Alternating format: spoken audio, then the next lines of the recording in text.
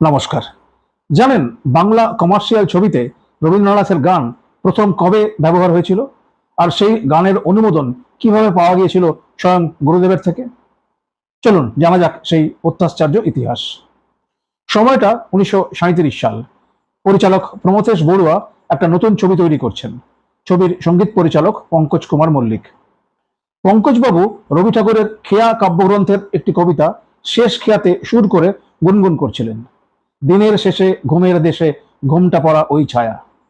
হঠাৎ প্রমোদেশবাবু গানটা শুনে স্ক্রিপ্ট পড়া বন্ধ করে দিলেন। ছবির নায়কের অন্তর্মুখী চরিত্রের সাথে এই গানটা এত নিখুঁত মিলে গেল যে তিনি জেদ ধরলেন এই গানটাই ছবিতে চাই, আর গাইবেন স্বয়ং পঙ্কজবাবু।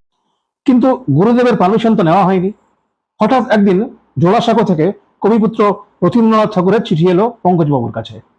সামনাসামনি ডেকে রথীন্দ্রনাথ জিজ্ঞেস করলেন, আপনি নাকি বাবা মশাইয়ের কি একটা কবিতা গান বানিয়ে গাইছেন? ভয়ে সেদিন একরাশ মিথ্যে বলে সেখান থেকে পালিয়ে এসেছিলেন পঙ্কজবাবু। কিন্তু 1 মাস পরে আবার চিঠি। এবার সরাসরি তলব গুরুদেবের। এবার আর লুকোনোর উপায় নেই। পঙ্কজবাবু গুরুদেবের সামনে গিয়ে দাঁড়ালেন এবং অর্গান বাজিয়ে নিজের সবটুকু উজাড় করে দিয়ে গানটা গাইলেন। গান শেষ, চারিদিক নিস্তব্ধ, রবি ঠাকুরের মুখ গম্ভীর, কোনো প্রতিক্রিয়া নেই।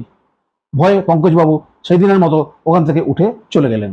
এরপর প্রমথেশ বড়ুয়ার চাপে পঙ্কজবাবু আবার গেলেন গুরুদেবের খোঁজে। গুরুদেব তখন বরানগরে তার প্রিয় পাত্র বিখ্যাত পরিসংখ্যানবিদ প্রশান্ত চন্দ্র মহলানমেশের বাড়িতে, যা আজকের আইএসআই বা ইন্ডিয়ান স্ট্যাটিস্টিক্যাল ইনস্টিটিউট। পঙ্কজবাবু মরিয়া হয়ে সেখানে ছবির স্ক্রিপ্টটা শোনালেন। শুনেই গুরুদেবের মন গলে গেল। তিনি বললেন, পঙ্কজ, তোমাদের ছবিতে কাহিনীর মূল চরিত্রটি যেন কিসের থেকে মুক্তি খুঁজে বেড়াচ্ছে। ব্যাস, গুরুদেবের এই কথা থেকে প্রমথেশ বড়ুয়া ছবির নাম দিলেন মুক্তি। রবীন্দ্রনাথ পঙ্কজবাবুকে বললেন গানটি খালি গলায় গাইতে। গান শুনে কবিগুরু মুগ্ধ। বললেন, আমার অনুমতি আছে, তবে গানের খাতিরে কবিতার ভাষা একটু বদলে নাও। কবিতার লাইন, ফুলের বার নাইকো যার, ফসল যার ফুলল না, চোখের জল ফেলতে হাসি পায়। রবীন্দ্রনাথ সেটাকে গান হিসেবে বদলে দিলেন, ফুলের বাহার নাইকো যাহার, ফসল যাহার ফুলল না, অশ্রু যাহার ফেলতে হাসি পায়। কি অদ্ভুত ম্যাজিক, তাই না? শুধু এই গানটাই নয়, এই মুক্তি ছবিতে ব্যবহৃত হয়েছিল আরো 3টি রবীন্দ্রসঙ্গীত। আজ সবার রঙে রং মেশাতে হবে, তার বিদায় বেলার মালাখানি এবং আমি কান পেতে রই। আর এভাবেই 1937 সালে বাংলা বাণিজ্যিক ছবিতে প্রথমবার পথ চলা শুরু করলো রবীন্দ্রসঙ্গীত। শুরু হলো এক স্বর্ণ অধ্যায়। আমাদের আজকের পর্বটি আপনাদের কেমন লাগলো কমেন্টে অবশ্যই জানাবেন। আর এরকম আরো জানা অজানা তথ্যের জন্য চ্যানেলটিকে লাইক, সাবস্ক্রাইব আর শেয়ার করে পাশে থাকবেন।